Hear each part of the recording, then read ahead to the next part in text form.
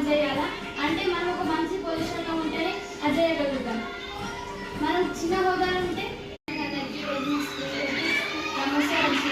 Sir 5 పాయింట్స్లో నాకు ఆర్థిక వికాసం నచ్చింది. ఎవరి నుంచి ఏం తీసుకోవద్దు, తీసుకోవడానికి రిటర్న్ చేయాలి అని చెప్పారు. అది నాకు బాగా నచ్చింది. ఎందుకంటే ఇప్పుడు అందరూ బాగానే ఉంటున్నారు, అంటే స్వార్థంగా ఉంటున్నారు. ఏంటి లంచాలు తీసుకోవడం అని చెప్పారు సార్, అది మాత్రం నాకు 100% అనిపించింది. దాన్ని మనం మనతో స్టార్ట్ చేయడం, మనకు జరిగింది ఇంకొకరికి జరగద్దని చెప్పారు.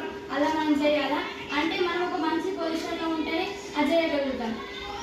మనం చిన్న హోదాలో ఉంటే కొందరికి మాత్రమే చేయగలుగుతాం, అంటే కొందరికి జరిగే అన్యాయం మాత్రమే ఆపగలుగుతాం. ఇంకా కొంచెం పెద్ద పొజిషన్లో ఉంటే ఇంకా కొందరికి జరిగే ఆపగలుగుతాం. కాబట్టి నేను చాలా చెప్పిన దాని వల్ల నా గోల్ ఇంకా స్ట్రాంగ్ చేసుకున్నా.